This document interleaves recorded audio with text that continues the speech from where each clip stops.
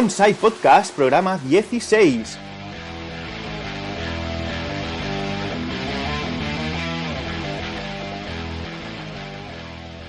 Hola, ¿qué tal? Soy Enrique Alario de enriquealario.com y esto es On-Site Podcast, el programa donde hablamos de construcción, arquitectura, edificación, software, apps, herramientas profesionales, cachivaches, en fin, todo lo que se nos ocurra relacionado con este fantástico mundo de la construcción. Hoy vamos a hablar de BIM.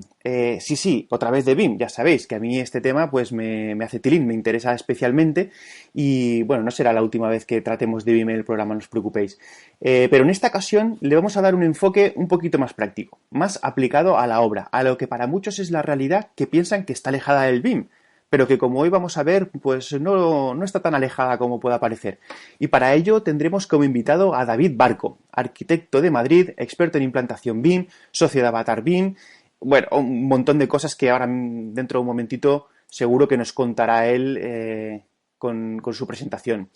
Pero bueno, antes te recuerdo que si quieres colaborar con el podcast no tienes que hacer nada. Simplemente pinchando en alguno de los banners que encontrarás en el post relacionado de este podcast o en cualquier otro post del blog, ya me estarás ayudando, pues Google pues me dará unos centimillos por tu clic. También puedes hacerlo si compras en Amazon. En vez de entrar directamente en Amazon, puedes entrar desde enriquealario.com/Amazon y te llevará a la misma página para que hagas tu compra. A ti te costará lo mismo, pero a mí me darán una pequeñita comisión por el enlace. En ambos casos te lo agradezco muchísimo. Además, si tienes una empresa relacionada con el sector y quieres patrocinar alguno de los programas, no tienes más que decírmelo. Entre el podcast y el blog y todo, pues ya estoy llegando a casi rozando los 30.000 técnicos al mes. Ya va siendo una cifra apetecible. Así que si quieres dar visibilidad a tu empresa, no dudes en contactar conmigo y lo comentamos. Bien, dicho esto, sin más, vamos a saludar ya al invitado de hoy, que tengo unas ganas locas de poder hablar, porque vamos, hoy es de esos días que os digo que me paso seguro del tiempo, pero seguro que no sabrá mal que me pase porque va a ser una conversación súper interesante. Vamos a empezar la entrevista. Hola David, ¿qué tal? ¿Cómo estás? Hola, buenos días Enrique. Muchas gracias por esta invitación, porque cualquier excusa para hablar de BIM, a mí solo hay que dármela y ya me lanzo. Ya, no me costó mucho convencerte, la verdad. Aunque antes que nada yo quiero agradecer que estés en el programa porque, bueno, los que no, hoy estamos grabando, hoy lo estáis escuchando un jueves o cuando sea, pero estamos grabando un sábado por la mañana, quitando tiempo de estar con los tuyos y bueno, sé que es un esfuerzo por tu parte y te lo agradezco mucho, no, te lo agradezco muchísimo. David, por no enrollarnos mucho más, porque sé que esto va a dar muchísimo tema, ¿te parece que vayamos empezando con las preguntas? Fenomenal. Muy bien, pues la de siempre. ¿Quién es David Barco y cuál es tu experiencia? Bueno, pues por resumir un poquito, yo llevo aproximadamente unos 17 años de experiencia en el sector de la construcción. Eh, y yo como arquitecto me formé con mi propio estudio de arquitectura. Bueno, en varios estudios de arquitectura tuve mis prácticas, pero al final hice mi propio estudio de arquitectura en el que rápidamente empezamos a trabajar con las herramientas BIM y pudimos hacer proyectos ya con estas herramientas, con lo cual ahí podremos aportar algo de experiencia a ese ámbito que sé que es importante para vosotros, que es las experiencias en los pequeños despachos. Pero después de esto, como muy bien sabemos, el mundillo de la construcción se vino abajo en el 2007 y tuve que reinventarme.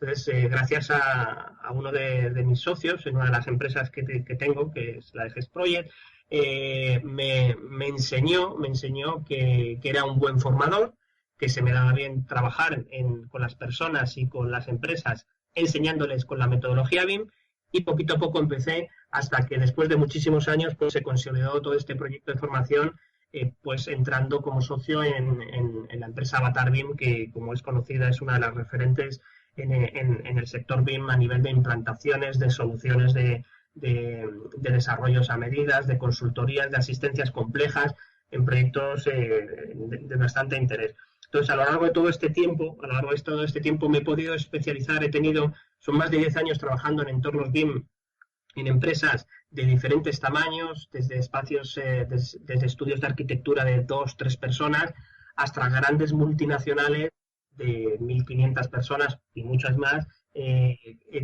trabajando con ellos en diferentes departamentos y, sobre todo, he tenido muchísima suerte en poder tocar cada una de las fases, es decir, estudios previos, anteproyectos, proyectos básicos, proyectos de ejecución, obra entrega de obra, auditorías de proyectos de obra y con los diferentes softwares, es decir, no solo con el ámbito de Revit y los programas de modelado, sino con otros programas de gestión, de control de modelado, de class detection, de planificación 4D, de estimación de costos, 5D, etcétera. Entonces, al final esto me ha ayudado muchísimo a montar el mapa mental de software importantísimo para trabajar con esta metodología. Y ya por último, como matiz, es decir, que todos estos años de trabajo se han consolidado participando como coordinador de un posgrado de BIM Manager en la Universidad Europea de Madrid, que bueno, que al final es el poder plasmar a los estudiantes todo este conocimiento de una manera ordenada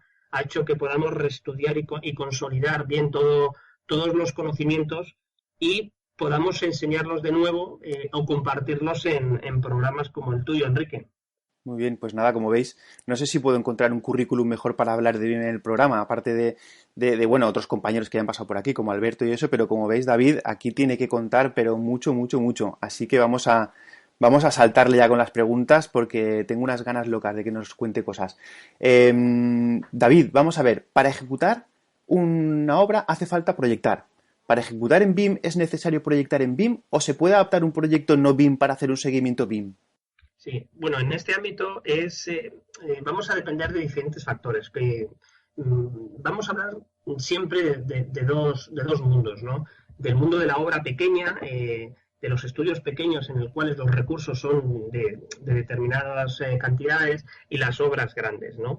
En general, aunque el proyecto haya sido realizado con BIM, en muchos casos lo que nos estamos encontrando en las obras es que ese modelo no se ha trabajado de una manera estratégica pensando en la obra, ¿no? Por lo tanto, a veces se pierde mucho tiempo en reutilizar esa información, con lo cual a la constructora le interesa el rehacerlo, ¿vale? O a la dirección facultativa, el poder llevar la dirección facultativa trabajando en el ámbito BIM. Entonces, hay unos números aproximados que, dependiendo de las obras, podrían variar, pero que en torno a 3 millones de euros, obras que superen esa cantidad, a una constructora le sale rentable sí o sí remodelar el proyecto, ¿vale? ¿Por qué? Porque en ese estudio, en esa remodelación del proyecto, que debe hacerla siempre, es decir, una constructora hace un estudio importante del trabajo, del proyecto. Si lo hace modelándolo y trasladándolo a metodología BIM, consigue sacar una información extra que normalmente en el análisis solo de los planos, de las memorias y de los presupuestos no va a conseguir. Y el resultado de ese análisis, de esa auditoría del proyecto en CAD al pasarlo a BIM, son ahorros sustanciales, ¿vale? Y en los peores de los casos, lo que se ve es que los ahorros pues son en torno al 3%, ¿no? Un pequeño ahorro del 3% en una obra de 3 millones de euros, estamos hablando de que es un pequeño ahorro de 60.000 euros, ¿vale? Ese coste de remodelado no llegaría a esos 60.000 euros. Hablo siempre en términos relativos, ¿vale? Sí. Depende siempre de tus recursos, de las empresas, si lo haces en outsourcing, que te lo hagan, etcétera, etcétera. La cuestión es que ese 3% no se queda ahí, sino que realmente cuando se hace un buen estudio remodelando el proyecto en BIM, en realidad la constructora lo que está haciendo es ya trabajando cómo va a construir, cómo va a repartir los tajos, cómo esos detalles constructivos que no entiende, cómo los empieza a analizar, reanalizar. Lo optimiza, digamos, ¿no? Constructivas, y al final lo que consigue es una reingeniería del proyecto muy interesante que le va a llevar a unos ahorros bastante razonables. Por lo tanto, el costo del BIM, por decirlo de alguna manera, lo va a repercutir completamente en las mejoras de la obra. Eso hablando en términos generales, porque luego ya hay obras en las cuales, dependiendo de los proyectistas, de cómo esté hecho el proyecto en CAD, si el proyecto en CAD ha tenido algunos pequeños fallos, como que la coordinación de estructuras con instalaciones o de estructuras con arquitectura no haya sido la más acertada, te estás yendo a términos de ahorros del 10, del 15, del 20%, o sea, perdón, más que de ahorros, de ganancias a la constructora, ¿vale? Que ya luego ella lo sabrá. Por lo tanto, pero claro, en términos pequeños, yo he visto casos, nosotros no lo hemos hecho, en el que obras que no estaban en BIM, por ejemplo, una dirección facultativa un coordinador de salud pues lo que se ha hecho ha sido un modelado general muy rápido del edificio, volumétrico. ¿Para qué? Pues para tener un cierto control sobre los elementos auxiliares que va a trabajar en obra, ubicaciones, posicionamientos, acopios, etcétera, y tener un control volumétrico mucho más preciso de la obra con un esfuerzo relativamente pequeño, y entonces eso les está ayudando muchísimo a discutir determinados tipos de acciones de seguridad pues con la propia constructora, ¿no? Claro. Y después de eso, de modelar un volumen, unos huecos, que son trabajos muy leves, o sea que leves. Sí, sin detalle de ejecución, sino simplemente por hacer una visión general, ¿no? De los espacios y de los huecos y de las caídas y los forjados. Si estamos hablando de cómo interfiere una grúa en un entorno complejo en el que hay muchas casitas, en el que hay muchos volúmenes, pues tú imagínate el trabajo que supone levantar 4 volúmenes. ¿Quién no ha hecho un SketchUp levantando 4 volúmenes? Pues es que lo hace en 2 minutos y lo hace mi hijo. Es decir, tiene un nivel de complejidad muy reducido, pero facilita mucho el trabajo. En el cual puedes meter una grúa, girarla, trabajarla y ver cómo está relacionando eso con el edificio, con los acopios, etcétera, pues no es para que quede bonito, es para que tu decisión de por qué la ubicamos aquí esté absolutamente probada. Pues mira, lo ponemos aquí porque fíjate, porque aquí no choca, aquí claramente se ve que cómo pueden entrar bien los camiones, mira la rampa. Es decir, estamos hablando de que visualmente ayuda a tomar decisiones. Claro. Oye, pues si me dices que un proyecto BIM tiene que estar diseñado, hay veces que tiene que ser remodelado en la fase de construcción para que sea útil, digamos, entonces cuéntame, ¿qué debería cumplir un proyecto BIM para poder seguir su ciclo de vida en el proceso de ejecución? ¿En qué tiene que fijarse un proyectista al proyectar con BIM para que luego le sirva a los técnicos de obra o a las constructoras? Bueno, pues posiblemente esta sea la pregunta más fácil de responder. Mira que viene. Existe en todo esto. Sí. Yo siempre cuento una anécdota relacionada con esto. Permíteme que te la cuente muy rápidamente. Claro. Yo en una asignatura de construcción de la carrera de arquitectura teníamos que hacer un trabajo que precisamente era cómo concebir un proyecto a nivel constructivo para que luego se pueda construir bien, ¿vale? Y el proyecto no era sencillo, eran esas ideas que se nos ocurren en la carrera, una especie de rascacielos pensado para que toda la generación de residuos se recoja automáticamente, y era una especie de árbol, bueno, en fin, una ralladura de estas de arquitectos, ¿vale? Pero al final el profesor de construcción nos dio un índice, ¿vale? Nos dio un índice de las prácticas. Y dijo, oye, si no os queréis volver locos, seguir el índice.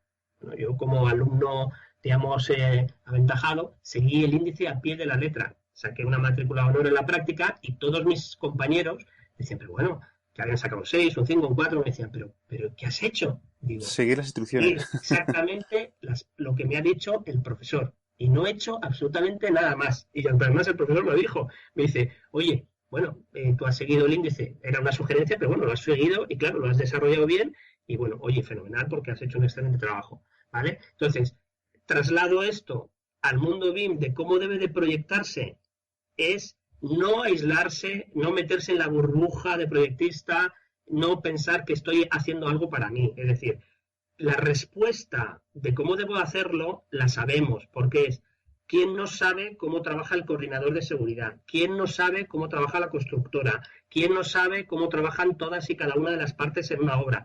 ¿Quién no sabe que el edificio se tiene que replantear en obra? ¿Vale? ¿Quién no sabe que un muro que va desde la planta baja hasta la planta cubierta en un edificio de 50 metros no se construye de abajo arriba, sino que se parte en trocitos, en tajos?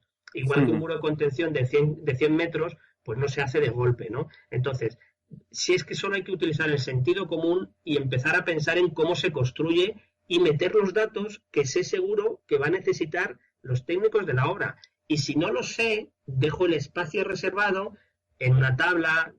Bueno, ya sabemos que en ámbito Revit hablamos de tablas de planificación, pero bueno, se puede preparar una estructura de datos muy sencilla que además te va a servir para ya.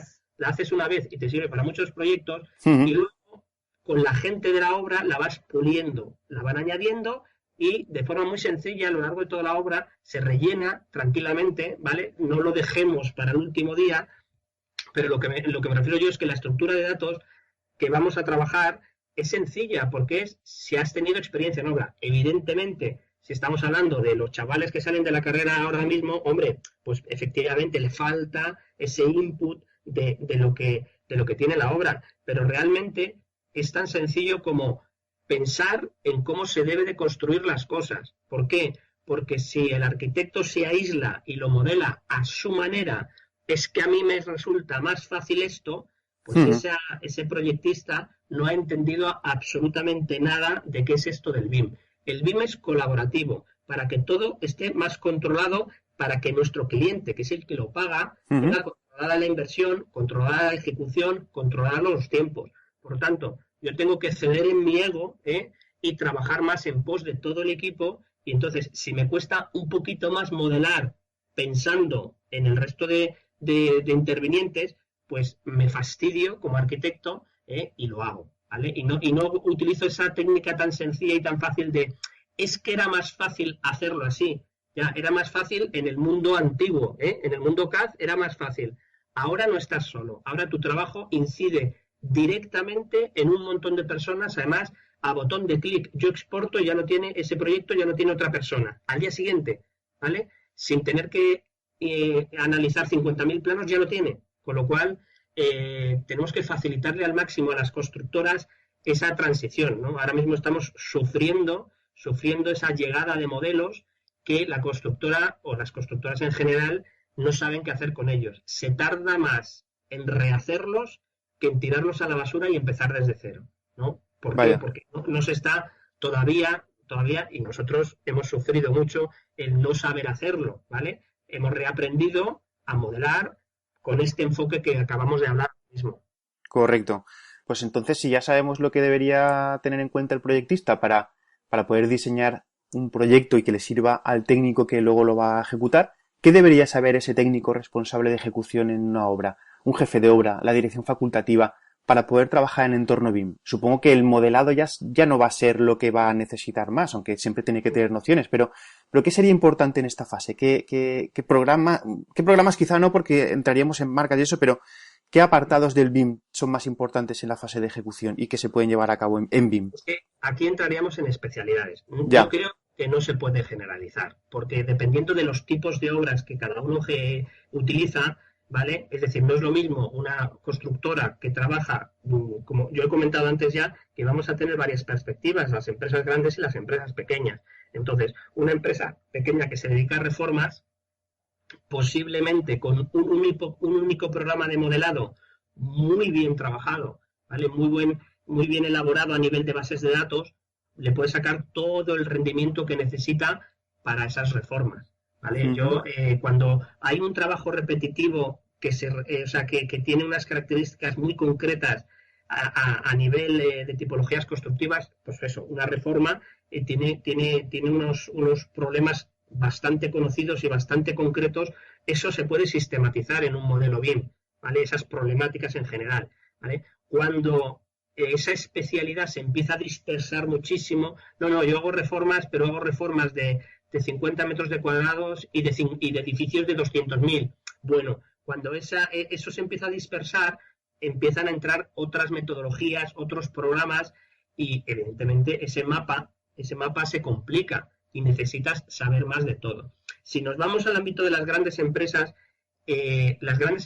están obligadas sí o sí a aprenderse varios programas. ¿Por qué? Porque dependen de quién les manda el trabajo, ¿vale? Yo aquí también cuento otra anécdota de un compañero mío en la primera época de cuando yo trabajaba en una empresa que vendía software, se llamaba Micad, hicimos en los primeros cursos de Revit, los hicimos en Madrid. Este compañero mío tuvo la suerte de irse a Suecia y empezar a trabajar en una consultora sueca bastante grande, casi 40.000 personas, y tiene un departamento BIM de 400 personas. Joder, madre mía. Según llegó con una experiencia brutal en Revit, le dijeron, mira, aquí tienes Archicad, Allplan, Icosim, Vectorworks, Katia, etcétera. Le dieron un paquete de software brutal y dijeron, ahora tienes 2 o 3 semanas para hacerte familiar con ellos y venga. Claro, y él me decía, ¿no? Y es que es normal, dice, porque aquí cada vez que viene un proyecto, viene de un proyectista determinado que lo ha hecho con un programa determinado. No siempre es Revit, no siempre es Archicad, no siempre. Por lo tanto, las grandes constructoras tienen que ser más flexibles en todo eso. Yo no estoy diciendo que ahora un jefe de obra se tiene que enchufar 50.000 programas, sino que tiene que empezar con uno, lógicamente. Normalmente se recomienda que empiecen por los estándares más utilizados, Claro. ¿vale? Que en este caso, tú no hablas de marcas, pero yo que conozco todo el mercado, digamos, a pie de calle, a pie de los Ujú. despachos, pues el mundo Autodesk, lógicamente, tiene un poder muy grande y está penetrando bastante, por lo menos es lo que se utiliza, ¿vale? Yo no digo ni que sea lo mejor ni lo peor, yo evidentemente es el que utilizo, ¿no?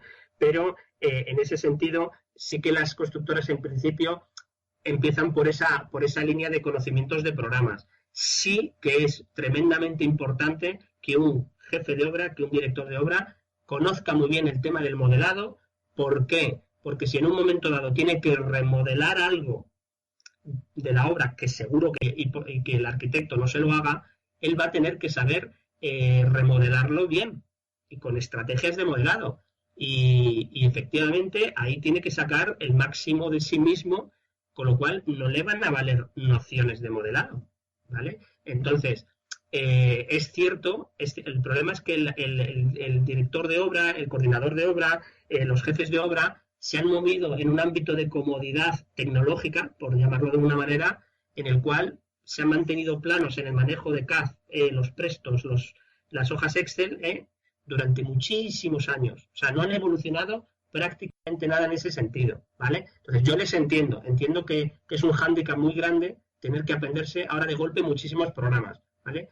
Pero es el precio que tienen que pagar por haber sido cómodos, entre comillas, durante 15 años, por decirlo de alguna manera, en el que no se han exigido tecnológicamente tanto como a lo mejor las oficinas técnicas, en cambio, sí que han ido evolucionando, pues con CIPES, con programas de cálculo, han Sí. ido avanzando bastante en esas mejoras. Ojo que yo no quiero generalizar, que habrá constructoras, que habrá coordinadores de obra, etcétera, etcétera, que habrán evolucionado muchísimo, pero digamos mi experiencia con el mundo de las obras y la construcción era que en general ha estado bastante plano en temas tecnológicos. Por lo tanto, es duro, es muy duro tenerle que decir a un jefe de obra que ahora tienes que, mira, en un corto plazo tienes que aprenderte un Revit, un Navisworks, un Synchro, un Solibri, un no sé qué. ¿Vale? Claro. Es durísimo. Pero el problema es que ya se lo están exigiendo las constructoras grandes en general, sus clientes ya se lo están exigiendo a un nivel importante. Por lo Ujú. tanto, cuando tú hablas Ujú.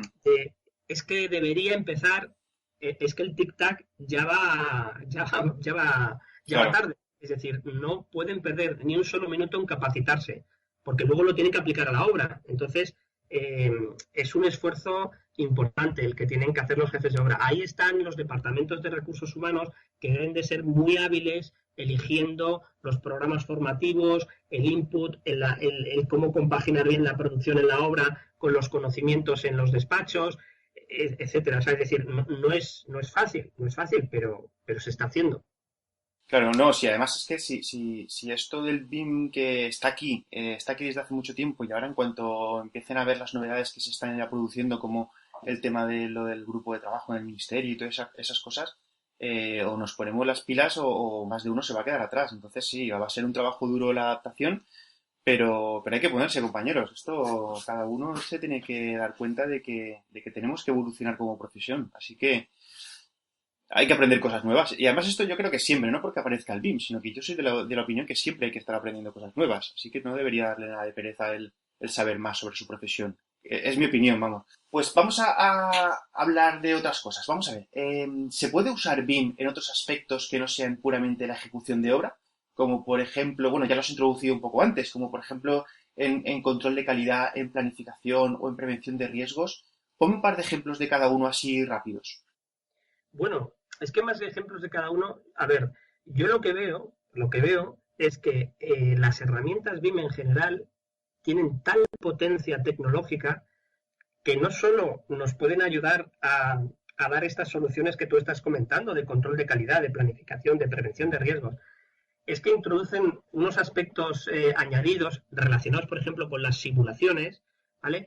Que no se ofrecen como servicios. Te estoy hablando, por ejemplo, una simulación peatonal en una obra, o sea, simulación de tránsito de vehículos, simulaciones de tránsitos de autobuses en entornos urbanos, etcétera. O sea, una serie de simulaciones de propagación de un incendio. O sea, todo eso son softwares que existen desde hace mucho, ¿no? Las simulaciones, pero que con el ámbito BIM se pueden se pueden unir fácilmente. Bueno, fácilmente siempre digo teniendo conocimientos tecnológicos o teniendo cerca a alguien con conocimientos tecnológicos. Yo no Sí, digo que las soluciones sean sencillas, digo que existen ahora mismo múltiples opciones, múltiples para ofrecer nuevos servicios que no existen, o sea, porque antes hacerlos manualmente, por decirlo, era complejísimo, ¿no? Entonces ahora con estos entornos en los que manejamos ya una obra, meterle el ámbito de la simulación, claro. meterle la simulación de prevención de riesgos en entornos tridimensionales,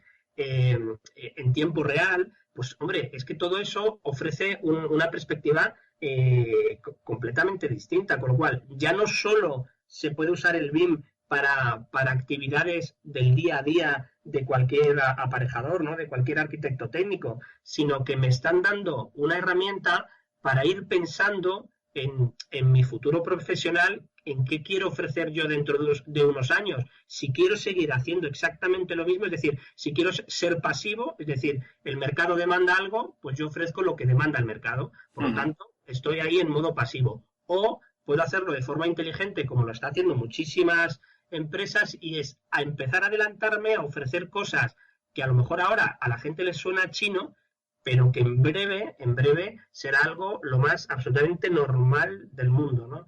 O sea, yo siempre pongo el ejemplo de la certificación energética BIM. ¿Y qué es eso? No tengo ni idea, no lo sé, pero me suena bien, me gusta, ¿no? Ujú. Entonces, ¿qué diferencia habrá entre la certificación energética esta y la BIM? Pues seguramente una facilidad en la introducción de datos, en el entorno, que a lo mejor lo puedes hacer ya desde un entorno más de un dispositivo móvil, etcétera. No lo sé, pero la cuestión es que se me antoja interesante, ¿no? De cara sobre todo también pensando en el usuario, ¿no? Que en vez de darle una ficha, tú le has dado un modelo digital con la ficha, lógicamente, y él ve su edificio en 3 dimensiones, lo puede girar, lo puede rotar y demás, ¿no? Entonces, ese es un ejemplo tonto de cómo todo esto puede ir evolucionando muchísimo. Además es que está directamente ligado con el tema de la gamificación, ¿no? Claro. Que ahora se oye mucho, ¿no? Y es cuanto más pensemos en el usuario final como usuario del edificio, cuanto más le traigamos el producto hacia eso, ¿vale? Hacia que él lo pueda vivir, no un render, yo no hablo de un render, un vídeo, sino que él pueda vivir su producto mucho antes de eso. Bueno, pues si todo esto lo relacionamos con el ámbito de la obra, pues tenemos ahí igualmente, es decir, si yo puedo pensar en una prevención de riesgos laborales dinámica con un modelo en el que yo puedo jugar con el modelo, pero en realidad lo que estoy haciendo es aprendiendo los riesgos de la obra con ese modelo. Pues si Ujú. eso lo hago de una manera dinámica, entre comillas, divertida, la gente lo aprende de otra manera completamente distinta a que si se tiene que leer un manual de 200 hojas en las cuales no se lo lee y se va para el tajo, ¿no? Entonces yo Ujú. creo que ahí empiezan a aparecer unas derivadas muy interesantes de cómo la gente asimila. La gente asimila más imagen en 3 dimensiones, sintiéndose el partícipe de ese elemento, ¿no? Jugando con él, con un joystick, metiéndose dentro de la obra y aprendiendo los riesgos de eso, que no de la otra manera. Por lo tanto, resumiendo, no solo se puede usar el BIM para aspectos de la obra, sino que ya podemos empezar a pensar en nuevos aspectos. Correcto. Muy bien. Pues me parece interesante porque es que, claro, todo el mundo, primero, que casi nadie se sale del BIM en cuanto al modelado. Mucha gente todavía le hablas de BIM y dice BIM 3D, lo relacionan directamente.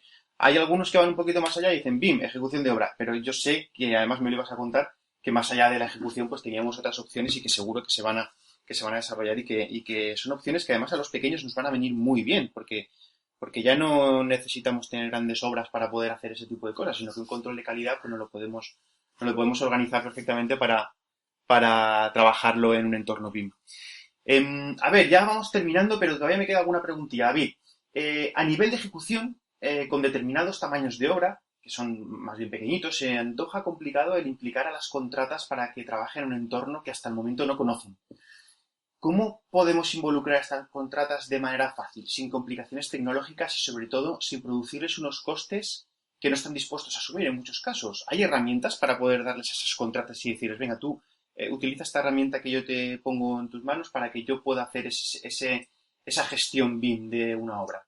Totalmente. Vamos a ver, si tú como proyectista tienes un buen modelado, Ujú.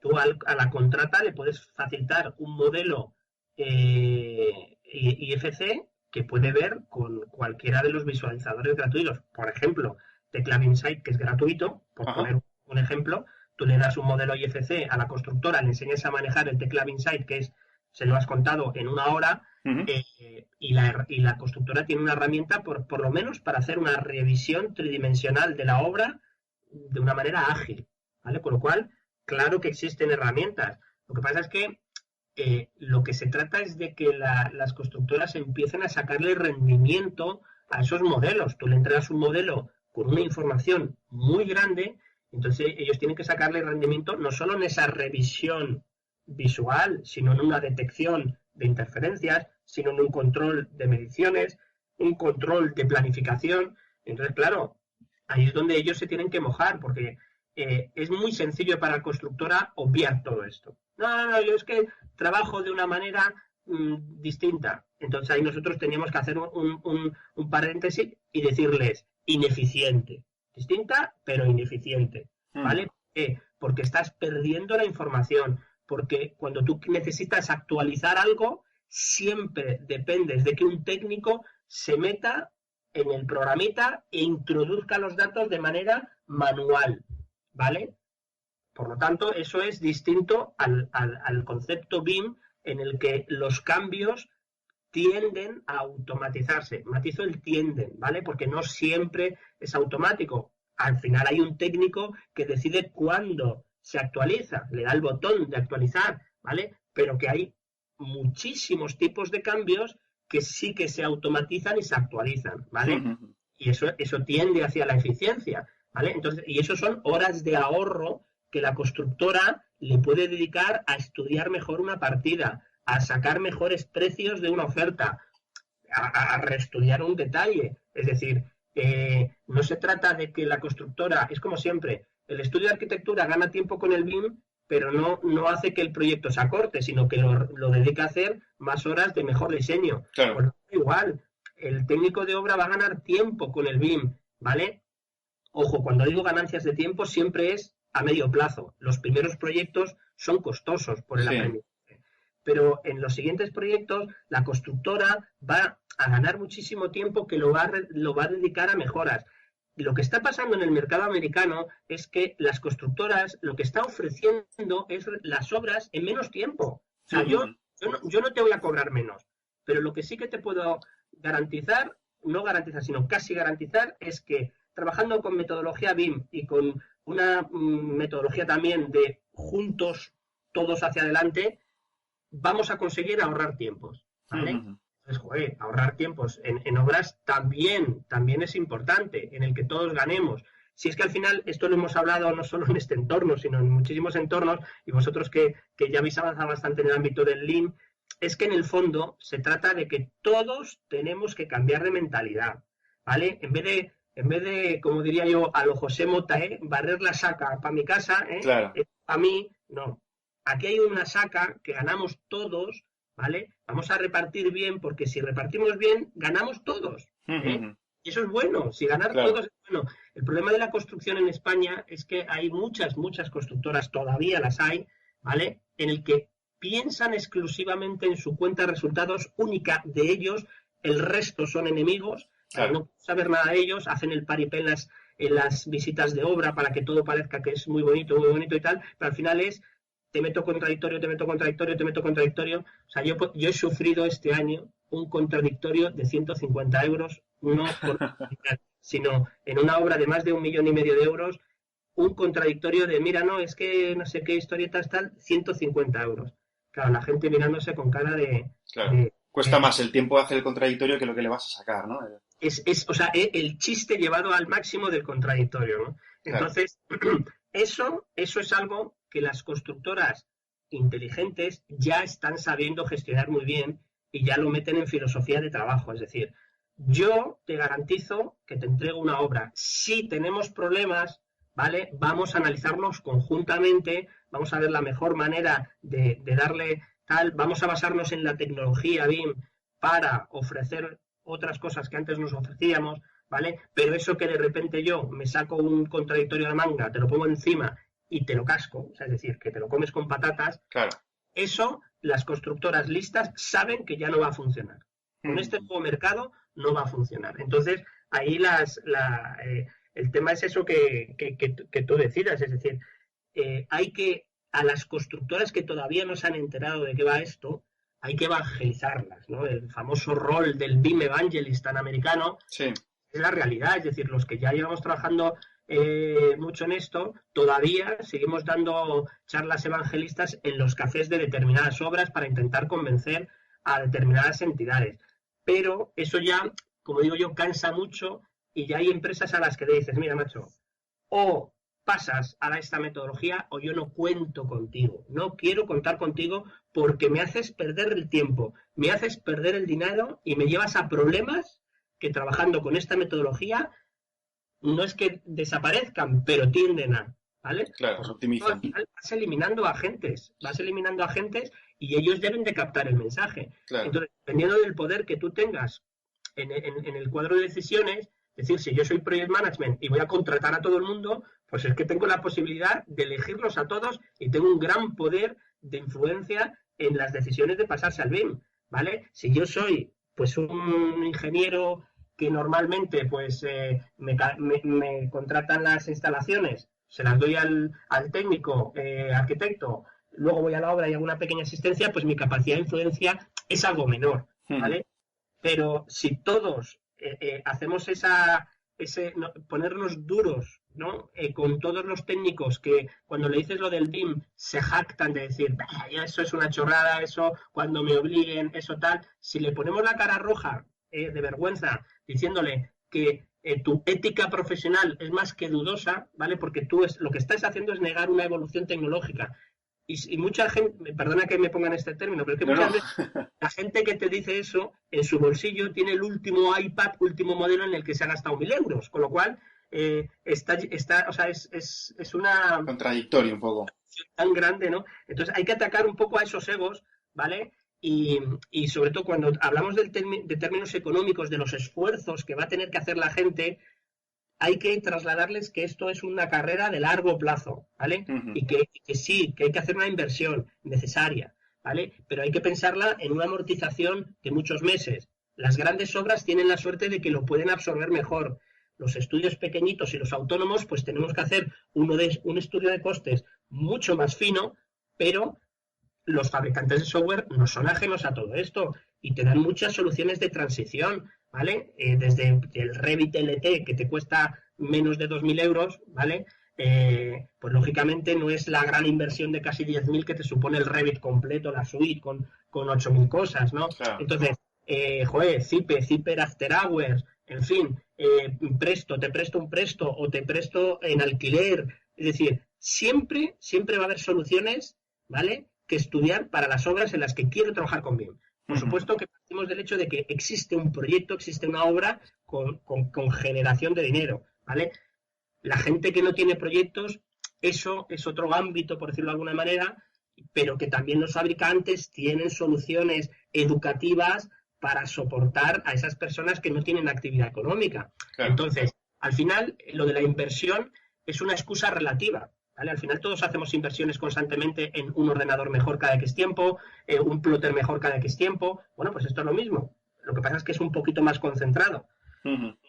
Claro, bueno, claro. Que yo ya sabes que pero yo estoy de acuerdo porque también sabes que a mí me gusta, que estoy de acuerdo con lo que comentas y además que yo soy de la opinión también, que se tienen que actualizar y que es el momento quizá de hacer esa inversión para poder dar el salto y dar el cambio.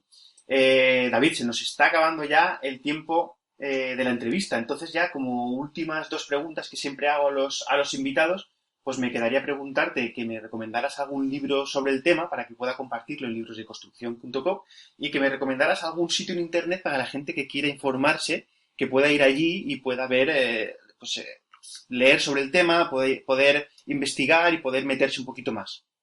Bueno, digamos que en ámbitos de construcción en español hay muy poco escrito. Yo, de los libros así interesantes que he podido ver, yo creo que ya algunos ya los habéis recomendado segurísimo, ¿no? Pero vamos, a nivel de BIM, está el libro de Begoña Fuentes del impacto de BIM en el proceso constructivo español, que es realmente interesante y que fue de los primeros libros que se hicieron en esta materia. Luego hay otro que también está bastante bien, que es de Fernando Valderramas y de Aldo Matos, que trabaja sobre los métodos de planificación y control de obras del diagrama de barras al BIM, ¿vale? Y este libro pues es uno de los primeros que ha trabajado también este tema, ¿no? Bueno, Fernando Valderrama, me imagino que lo conoceréis, sí. Es uno de los directores de Presto, uno de los responsables de Presto. Y otro libro que... Se llama así el libro, del diagrama de barras al BIM. No, se llama Métodos de Planificación y Control de Obras, punto, del diagrama de barras vale. al BIM. Vale. ¿Vale? Y luego, bueno, por último ha salido recientemente la guía de prácticas para la implantación en entornos BIM en despachos de arquitectura de José Manuel Zaragoza y de Miguel Morea, que bueno, es uno de los referentes que existen ahora en este ámbito y yo creo que son 3 de las referencias de libros en castellano, claro, porque en inglés nos vamos ya montones, claro. a literatura muy, muy, muy amplia. Yo creo que en los próximos meses y el año que viene van a salir muchísimos más libros de este ámbito, con lo cual hay que esperar un poco. Blogs especializados de construcción, la verdad es que no los hay, es decir, más allá del tuyo, por ejemplo, Enrique, y de otros de ámbito muy, muy similar, blogs de construcción BIM, no los hay. Yo conozco uno que es el tuyo y que está muy bien. Lo que pasa es que mi blog toca un ámbito algo más global porque está relacionado con nuevos modelos, generación de nuevos modelos basados en la tecnología y demás. Pero vamos, yo hago una breve referencia al blog se llama Q de calidad, o sea, pero con la Q de queso, cubingest.blogspot.com, ¿vale? Pero vamos, si ponéis Cubingest de gestión, lo vais a encontrar. Y ahí no solo, ya en el propio blog hay un listado de otros blogs de referencias que bueno, hay cientos de blogs. Lo que están clasificados es blogs sobre BIM, blogs sobre Revit, blogs sobre programas, en fin, hay bastantes referencias, hay espacios de libros, de estándares, etcétera. Pero yo os recomendaría también un programa que se llama GESproject, en el cual tiene una versión que es completamente gratuita, GESproject LT, y tú al descargarte e instalar GESproject LT vas a disponer en un espacio que se llama normativa y biblioteca toda una batería de sitios de internet relacionados, pero con todo este ámbito BIM, pero lo interesante es que está completamente clasificado e indexado, y entonces vas a poder filtrar muy bien por blogs sobre Revit, blogs sobre HCAD, blogs sobre BIM genéricos, sobre costes, sobre otros ámbitos, y estructura, arquitectura, instalaciones, en fin, está bastante indexado en ese sentido, y yo a día de hoy es el único software de gestión de ámbitos de oficinas técnicas que dispone de esta información. Lo que pasa es que esta parte es gratuita, tú te lo puedes descargar y lo tienes, ¿vale? Y además tiene un valor interesante porque tiene un apartado que es listado de normativas de estándares BIM y tiene una clasificación de más de 150 normas a nivel mundial de estándares, de guías, de mandatos, de ISOs BIM a nivel mundial, de nuevo, clasificadas por países, por años, por publicaciones, por la entidad que lo publica, etcétera, etcétera. Es una información que es realmente útil y que ayuda mucho a los que estamos entrando en este mundo o que ya llevamos a tener la información ordenada. Así que yo con esto ya... Ha cumplido, ¿no? La pregunta está respondida con varios libros y con esta referencia, yo creo que con esta referencia que has dado, si ahí está todo... Ahí hay muchas otras referencias de otras webs, pues yo creo que ahí ya se puede encontrar muchísima información en GESproject LT. Eso es. Y tanto, vamos, me podéis encontrar en el blog de Cubingest como en Twitter, pues igual, ahí soy Cubingest, @Cubingest, y déjame comentar una cosa que me llena de orgullo y satisfacción, que es, claro, porque estas cosas solo las puedes contar a la gente que está en los entornos de redes sociales. Hay un listado de BIM en Twitter, que se llama Susmet BIM, que lista a las 500 personas o entidades más influyentes en entornos BIM en Twitter y en redes sociales. Y pues tengo el honor de estar entre los 50 primeros a nivel mundial y en algún caso, en algún momento, hemos estado incluso en el puesto 30 a nivel mundial, ¿no?